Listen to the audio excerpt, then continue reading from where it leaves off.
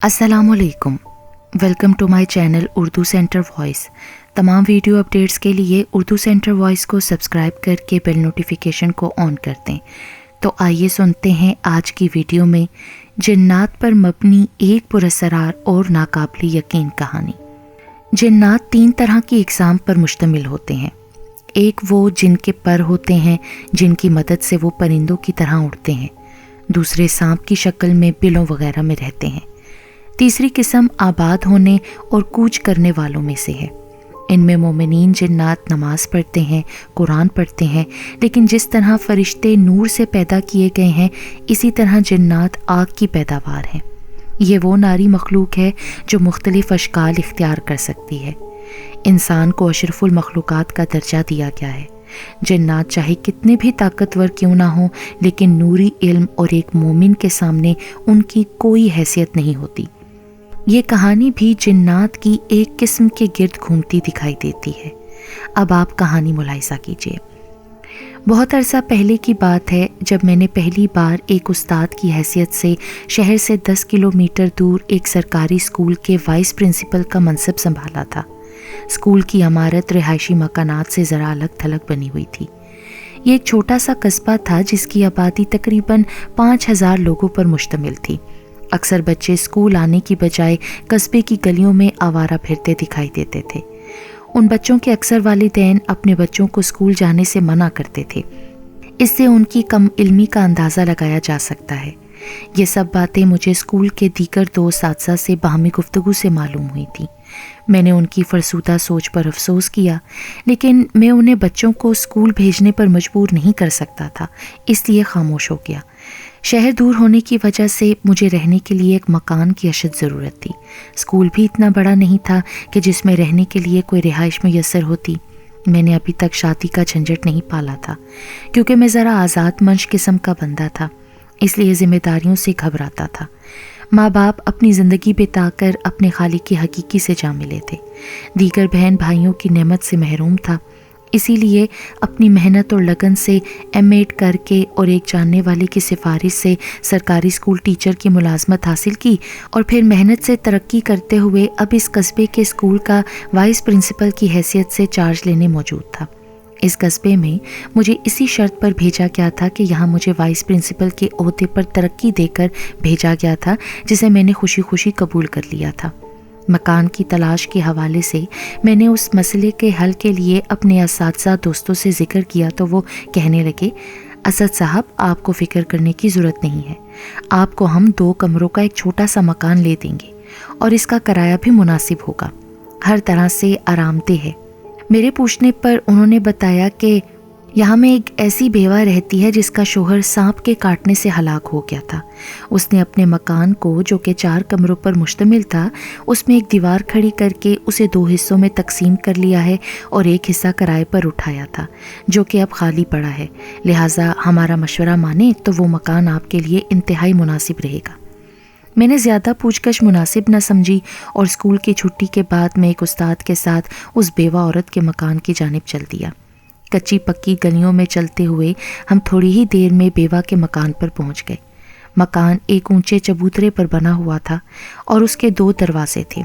हम में से एक ने आगे बढ़कर एक बड़े दरवाजे की कुंडी बजाई तो कुछ देर के बाद अंदर से एक बुढ़िया निकली, जिसने सर पर मैली सी चादर ओढ़ रखी थी और कपड़ों से उसकी मफलूकुल हाली का अंदाज़ा हो रहा था।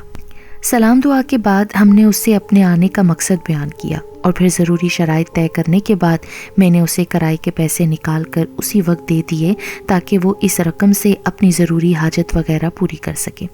और फिर स्कूल से अपना बैग, जिसमें मेरे ज़रूरी कागजात वगैरह और दीगर कपड़े और सामान था, लाकर बुढ़िया के मकान में रख दिया। कस्बे के लोगों ने मेरे साथ इतना ताउन ज़रूर किया कि मुझे ज़रूरत की हर चीज़ मुहैया कर दी, जिसमें 2 अदद चारपाइयाँ भी शामिल थीं। मैंने उनका शुक्रिया अदा करते हुए उनसे चीज़ें ले लीं। मैंने इनकार करना मुनासिब न समझा, क्योंकि मुझे तो खुद इनकी अशद ज़रूरत थी। रोज़ो शब इसी तरह गुजरने लगे। घर से स्कूल, स्कूल से घर आना जाना मामूल बन गया।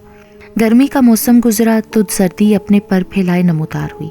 दिन भर चमकीली धूप हर सू फैली सर्दी की लपेट को कम करने की भरपूर कोशिश करती, मगर नाकाम रहती। सर्दी दिन ब दिन जोर पकड़ती जा रही थी। ایک دن میں قصبے کی دیگر 6-7 افراد کے ساتھ اپنے گھر کے کمرے میں بیٹھا مختلف موضوعات پر بات چیت کر رہا تھا کہ اچانک باتوں ہی باتوں میں جن چڑیلوں کا ذکر نکل آیا۔ میں دراصل شروع سے ہی نڈر اور بہادر واقع ہوا تھا، اس کے ساتھ ساتھ ذرا لاوبالی طبیعت بھی کوٹ کوٹ کر بھری ہوئی تھی۔ میں سرے سے ہی ان چڑیلوں اور جنات آسے وغیرہ کو نہیں مانتا تھا، مگر مجھے حیرت اس بات پر تھی کہ میرے ساتھ پڑھانے والے میرے دوسرے دونوں اساتذہ بھی اس بات پر زور دے رہے تھے کہ انہوں نے جنوں اور چڑیلوں کو نہ صرف دیکھا ہے بلکہ ان کی کارستانیوں کے بھی چشمدید گواہ رہے ہیں۔ میرے پوچھنے پر انہوں نے باتوں باتوں میں بتایا کہ قصبے کے شمال جنوب کی جانب ایک چھوٹا سا گھنا جنگل ہے۔ قصبے کے بوڑھے اس جنگل کے متعلق بڑی عجیب و غریب باتیں بتاتے آئے ہیں۔ اس جنگل میں کبھی کبھار قصبے کے لوگ بھیڑ بکریاں چرانے چلے جاتے تھے۔ ایک بار قصبے کا ایک نوجوان راجو جو کہ اپنی بکریوں کو ہانکتا ہوا جنگل کی طرف لے جا رہا تھا، اس نے دیکھا کہ جنگل میں ایک جانب بہت پرانے کھنڈرات تھے جنہیں دیکھ کر لگتا تھا کہ شاید صدیوں پہلے وہاں کوئی ہوتا تھا، مگر اب نہیں۔ دیکھ کر ہی وحشت طاری ہوئی تھی۔ وہ بڑا حیران ہوا اور آہستہ آہستہ چلتا ہوا جیسے ہی ان کے نزدیک پہنچا تو اس کے ایک ٹوٹے ہوئے کمرے سے ایک عجیب الخلقت آدمی جس کے بال سرکنڈوں کی طرح کھڑے تھے، جس کا رنگ نارنجی تھا، اس نے ایک لمبا سا چوغا زیب تن کیا ہوا تھا۔ اس کی انگلیوں کے بڑے بڑے ناخن جو آگے سے مڑے ہوئے تھے ایک ڈراؤنی آواز نکالتا ہوا اس کی جانب لپکا۔ اس عفریت کے اچانک نمودار ہونے پر جیسے ہی اس نوجوان کی نگاہ پڑی تو وہ خوفزدہ ہو کر اپنی بھیڑ بکریاں وہیں پر چھوڑ کر سرپٹ قصبے کی جانب بھاگا اور سیدھا گھر آ کر سانس لیا۔ پھر مختصر طور پر اپنے گھر والوں کو اس عجیب و غریب بلا کے متعلق بتا دیا۔ بعد میں 3 روز تک بخار میں مبتلا رہنے کے بعد اس کا انتقال ہو گیا اور پھر کسی کی ہمت نہ ہوئی کہ دوبارہ اس جنگل کا رخ کرتا۔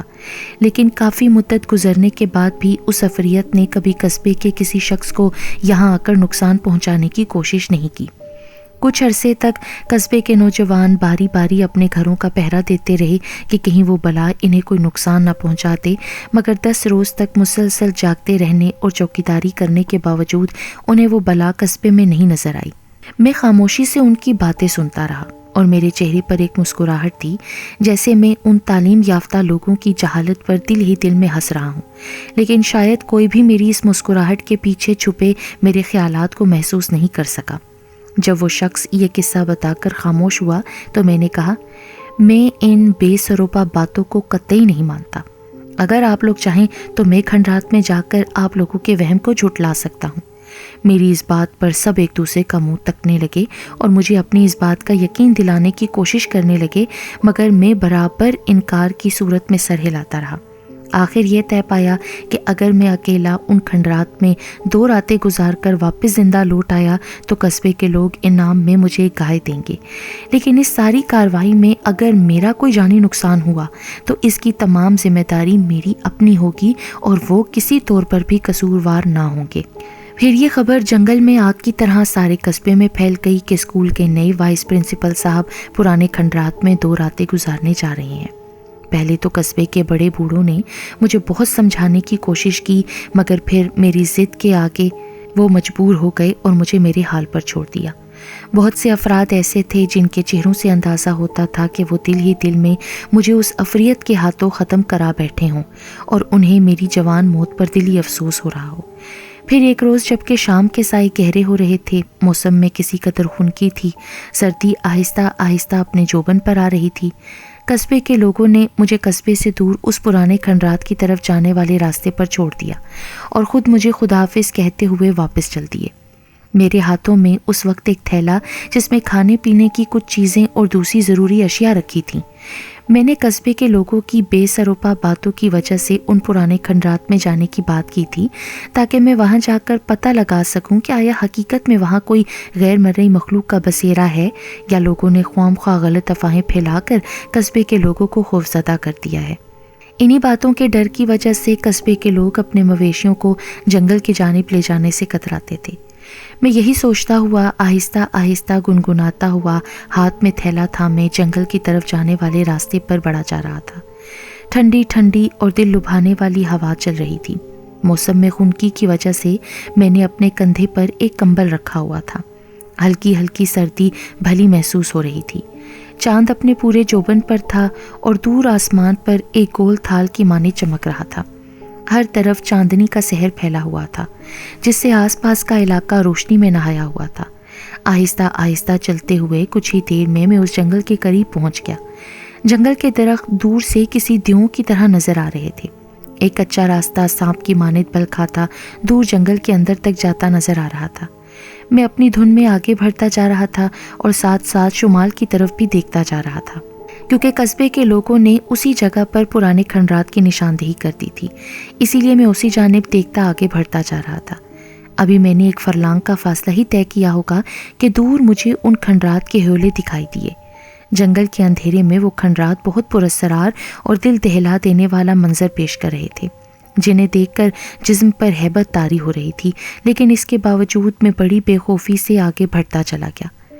اب میں نے کاندھے سے کمبل اتار کر اپنے جسم کے چاروں طرف لپیٹ لیا تھا، کیونکہ کھلی فضا میں سردی سی محسوس ہو رہی تھی۔ چاند کی چاندنی میں راستہ صاف دکھائی دینے کی وجہ سے میں نے ابھی تک ٹارچ روشن نہیں کی تھی، کیونکہ فی الحال مجھے اس کی ضرورت محسوس نہیں ہو رہی تھی، لیکن میں نے پہلے ہی ٹارچ تھیلے میں رکھ لی تھی کیونکہ اس کی ضرورت کھنڈرات میں پڑ سکتی تھی۔ اس کے علاوہ میں نے تھیلے میں دوسرے سامان کے ساتھ کچھ موم بتیاں اور ایک ماچس کا پیکٹ بھی رکھ لیا تھا۔ کھنڈرات کی عمارت اب میری آنکھوں کے سامنے تھی۔ اس کے آثار سے معلوم ہوتا تھا کہ کسی وقت یہ عمارت بہت خوبصورت اور دیدہ زیب رہی ہوگی، مگر اب اس کی خوبصورتی نحوست میں ڈھل چکی تھی، جسے دیکھ کر خوف آتا تھا۔ ایک لمحے کے لیے تو میں نے سوچا کہ واپس بھاگ جاؤں، مگر پھر میں نے اسے اپنی انا کا مسئلہ بناتے ہوئے کھنڈرات کی جانب پیش قدمی جاری رکھی، کیونکہ اس طرح واپس لوٹ جانے سے سارے قصبے میں میری بے عزتی ہوتی، جو کہ مجھے قطعی قبول نہ تھی۔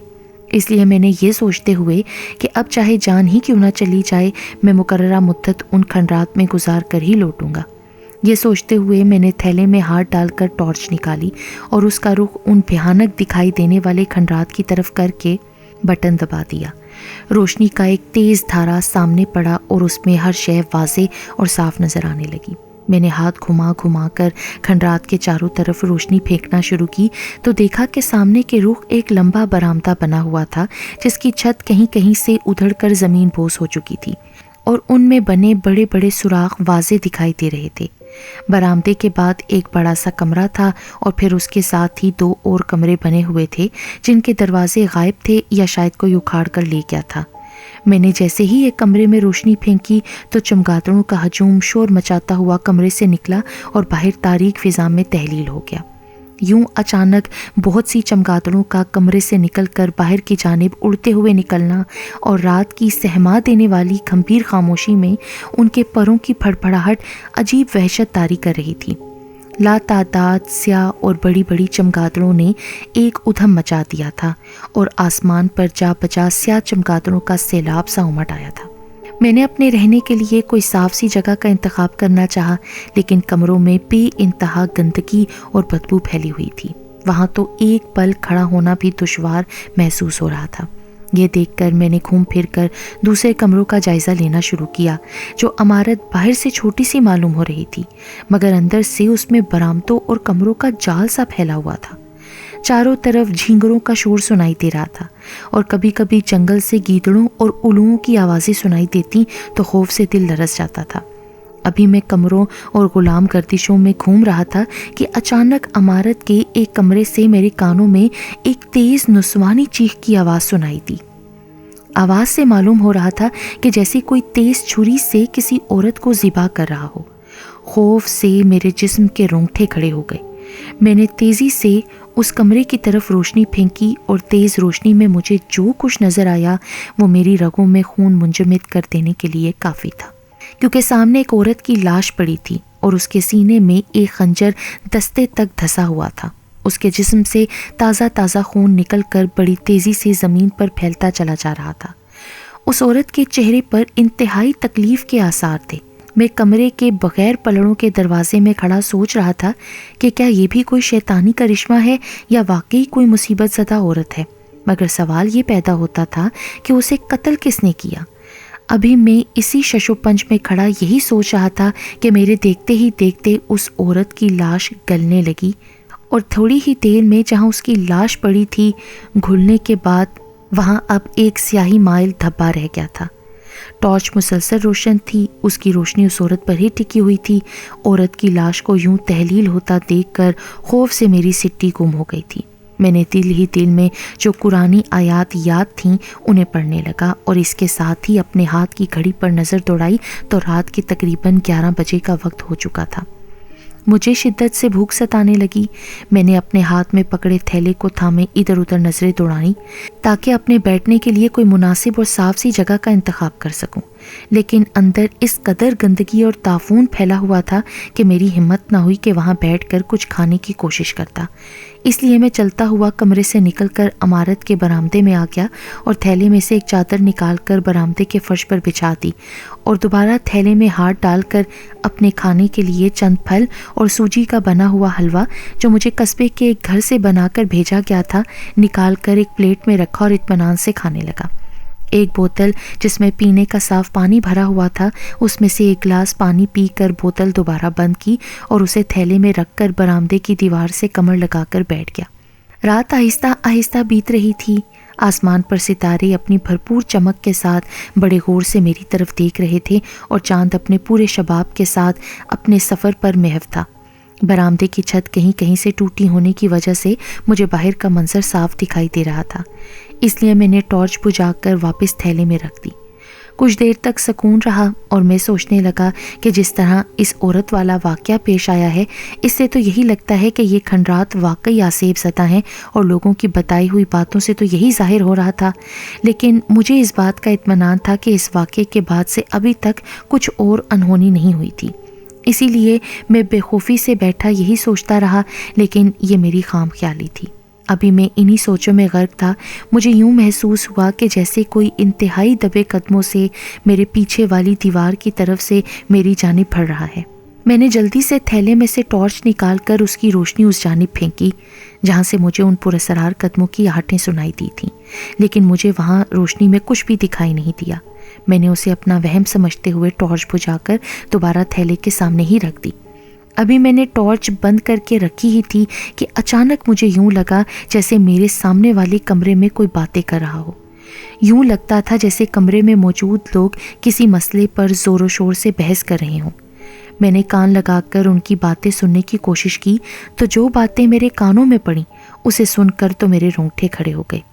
وہ میرا نام لے کر کہہ رہے تھے کہ برآمدے میں بیٹھے ہوئے شخص کو یہاں قبر کھود کر دفن کر دینا چاہیے تاکہ اس طرح کا کوئی اور سرپھرا دوبارہ یہاں آ کر ہمیں پریشان نہ کرے۔ پتہ نہیں یہ انسان ہمیں کیوں پریشان کرنے کے لیے چلے آتے ہیں۔ اس بار اسے ایسا سبق سکھاتے ہیں کہ اس کا عبرتناک اثر دیکھ کر کوئی دوبارہ ہمارے مسکن کی طرف آنے کو سوچ بھی نہ سکے۔ یہ آواز سنتے ہی مجھے یوں لگا جیسے 2-3 افراد فرش پر سلیپر گھسیٹتے اسی جانب بڑھے چلے آ رہے ہوں جہاں میں بیٹھا تھا۔ میں آنکھیں پھاڑے اسی جانب دیکھ رہا تھا جہاں سے سلیپروں کے گھسیٹنے کی آوازیں سنائی دے رہی تھیں، جو لمحہ بلمحہ میرے قریب آتی جا رہی تھیں۔ پھر اچانک 3 ہیولے جنہوں نے لمبے لمبے سیاہ چوغے پہن رکھے تھے، ان کے چہرے گھونگھٹ میں چھپے ہوئے تھے، میرے سامنے نمودار ہو گئے۔ وہ مجھ سے کچھ فاصلے پر آ کر رک گئے۔ ان کے ہاتھوں کی انگلیوں کے مڑے ہوئے ناخن چاند کی روشنی میں بہت ڈراؤنا منظر پیش کر رہے تھے۔ میں نے دل ہی دل میں قرآنی آیات پڑھ کر ان کی طرف پھونک دی۔ لمحہ بھر کے لیے میری جانب بڑھتے ہوئے وہ رکے اور پھر دوبارہ میری طرف بڑھنے لگے۔ یہ دیکھ کر میں نے اب اونچی آواز میں آیت الکرسی پڑھنا شروع کر دی، اور اس کے ساتھ ہی جلدی سے سائڈ پر رکھی ٹارچ اٹھا کر ان کی جانب کر کے بٹن دبا دیا۔ روشنی کا ایک تیز دھارا ان پر پڑا۔ میں اونچی آواز میں آیت الکرسی کا ورد بھی کرتا جا رہا تھا۔ روشنی کا دھارا جیسے ان پر پڑا تو انہوں نے چیخنا چلانا شروع کر دیا۔ ان کی حرکات سے یوں لگ رہا تھا جیسے کسی نے ان پر ابلتا ہوا پانی یا تیزاب پھینک دیا ہو۔ ان کی یہ حالت دیکھ کر میرا حوصلہ بڑھا اور میں یک دم اٹھ کر کھڑا ہو گیا۔ آیت الکرسی پڑھتے ہوئے ان کی جانب مسلسل روشنی پھینکنے لگا۔ مجھے اٹھتا دیکھ کر وہ ہیولے پیچھے کی جانب ہٹنے لگے اور آہستہ آہستہ دوبارہ کمرے میں داخل ہو گئے۔ ان کے کمرے میں جاتے ہی میں نے اطمینان کا سانس لیا اور اللہ کا شکر ادا کیا کہ اس نے مجھے ان افریتوں سے بال بال بچا لیا تھا۔ کچھ دیر میں نے پھر سننے کی کوشش کی لیکن چاروں طرف خاموشی طاری تھی۔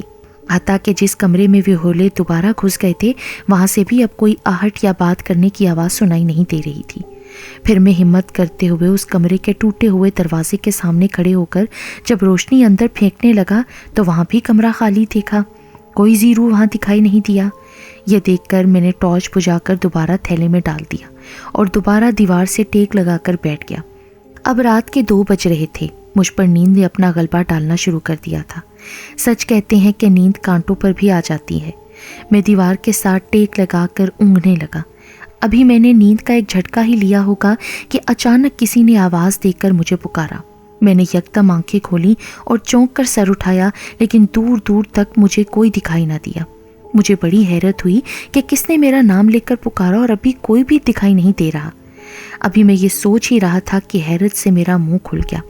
چند فاصلے پر میرے سامنے کٹا ہوا ایک انسانی سر رکھا ہوا تھا، جس کی آنکھوں سے روشنی کے دھارے نکل رہے تھے اور اس کی کھلی ہوئی سرخ آنکھوں سے جیسے خون اترا ہوا تھا۔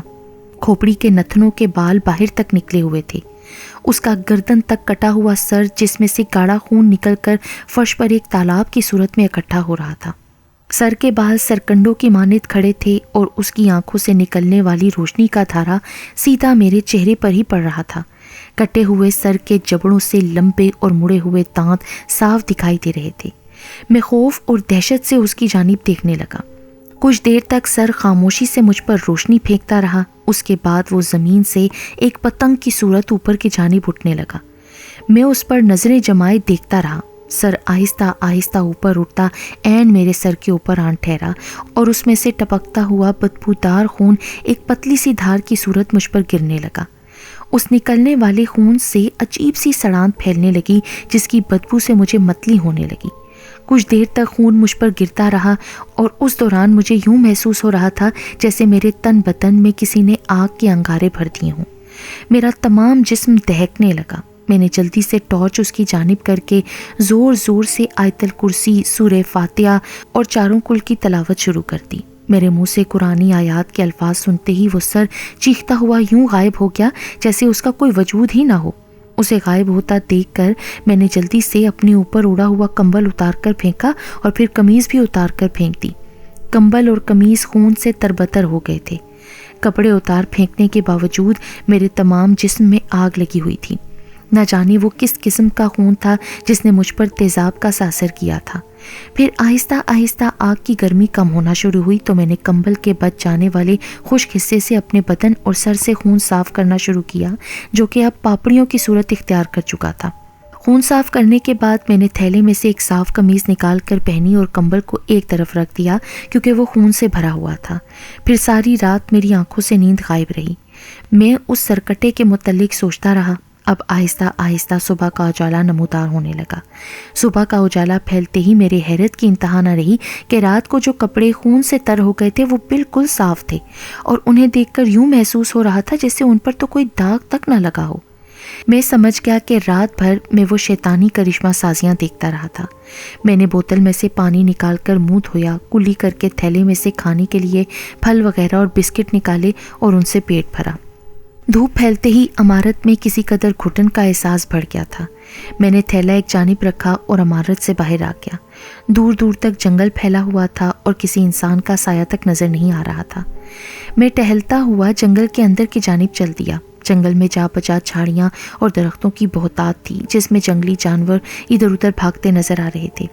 کچھ نیولے جو اپنی ننھی ننھی آنکھوں سے میری جانب گھور رہے تھے مجھے اپنی جانب بڑھتے دیکھ کر جھاڑیوں میں جا چھپے۔ رنگ برنگ کے حشرات و لرز زمین پر رینگتے دکھائی دیے۔ میں نے مزید آگے جانے کا ارادہ ترک کیا اور واپس کھنڈرات کی جانب پلٹ گیا، کیونکہ مجھے جنگل میں اپنے کام کی کوئی چیز نظر نہیں آ رہی تھی، اسی لیے میں نے مزید آگے جانا مناسب نہ سمجھا۔ واپس کھنڈرات میں آ کر میں نے چادر پر آلتی پالتی مار کر تھیلے میں سے ایک کتاب نکالی اور اس کی ورق گردانی کرنے لگا، اور پھر وقت گزرنے کا احساس تک نہیں ہوا اور شام سر پر آ پہنچی۔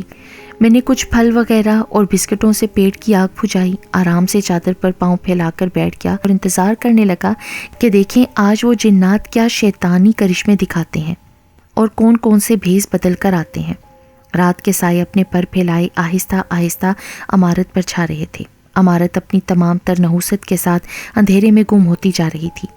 جنگل سے آنے والا جانوروں کا شور ماحول کو ناخوشگوار بنا رہا تھا۔ آج تو لگڑ بگڑ اور گدھوں کی آوازیں بھی صاف سنائی دے رہی تھیں۔ میں دیوار سے کمر ٹکائے بیٹھا تھا کہ مجھے اپنے سر کے اوپر کسی الو کے چلانے کی آواز سنائی دی۔ میں نے یکدم چونک کر سر اٹھایا تو مجھے چاند کی روشنی میں برآمدے کی چھت میں بنے ہوئے سوراخ سے ایک الو کا چہرہ دکھائی دیا، جس کی بڑی بڑی آنکھوں میں وحشت نمایاں تھی اور اس کی نظریں مجھی پر جمی ہوئی تھیں۔ پھر دیکھتے ہی دیکھتے اس الو کا چہرہ کسی چڑیل کے چہرے میں تبدیل ہونا شروع ہو گیا، جس کے منہ سے نکلے ہوئے 2 دانت تھے، ان میں سے خون ٹپک رہا تھا۔ منہ کھولے وہ میری جانب دیکھ رہی تھی۔ میں خوفزدہ نظروں سے اس کو دیکھ رہا تھا کہ اچانک وہ غائب ہو گئی، اور پھر ایسا لگا جیسے کسی نے میری کمر میں خنجر گھونپ دیا ہو۔ تکلیف کی شدت سے میرے منہ سے ایک دردناک چیخ نکلی اور میں نے گھبرا کر اپنے پہلو پر ہاتھ رکھ لیا، جس میں سے تازہ خون نکلنے لگا۔ میں نے سر گھما کر دیکھا تو میرے بائیں جانب وہی چڑیل کھڑی قہقہا لگا رہی تھی۔ میرے جسم کا سارا خون جیسے جم رہا تھا۔ میں نے درد سے بلبلاتے ہوئے منہ ہی منہ میں آیت الکرسی اور جو مجھے صورتیں آتی تھی پڑھنا شروع کر دی اور اس چڑیل کی جانب پھونک مار دی۔ جیسے ہی اس پر پھونک پڑی وہ چیختی چلاتی ہوئی باہر کی جانب دوڑ پڑی۔ اسے واپس جاتا دیکھ کر میں نے خدا کا شکر ادا کیا۔ تھیلے میں سے ایک کپڑا نکال کر اسے پھاڑا اور اپنے پہلو پر باندھ لیا۔ چڑیل نے اپنا نمبا ناخن میرے پہلو میں گھسیڑ دیا تھا، جس سے میرے جسم کا خون کافی حد تک بہہ نکلا تھا۔ مسلسل خون بہنے کی وجہ سے مجھے نکاہت محسوس ہونے لگی۔ میں نے تھیلے سے پھل نکال کر کھائے، دیوار سے کمر لگا کر بیٹھ گیا۔ کچھ دیر تک بیٹھے رہنے کے بعد میں نے دیکھا کہ کمرے میں یکدم شور سا اٹھنے لگا۔ یوں محسوس ہونے لگا تھا جیسے کمرے میں ہزاروں چڑیلیں مل کر چیخ رہی ہوں۔ کان پڑی آواز سنائی نہیں دے رہی تھی۔ پہلے تو میں نے اپنا وہم سمجھ کر جھٹلانے کی کوشش کی، لیکن شور تھا کہ بڑھتا ہی جا رہا تھا۔ کچھ دیر تک شور کی آوازیں سنائی دیتی رہیں، پھر یکدم خاموشی چھا گئی، اور اس قدر خاموشی تھی کہ مجھے اپنے دل کی دھڑکن صاف سنائی دینے لگی۔ میں خوفزدہ نظروں سے اپنے چاروں جانب دیکھنے لگا۔ میں اس بات کا قائل ہو گیا تھا کہ جنوں چڑیلوں کا وجود ہے اور یہ برحق ہے۔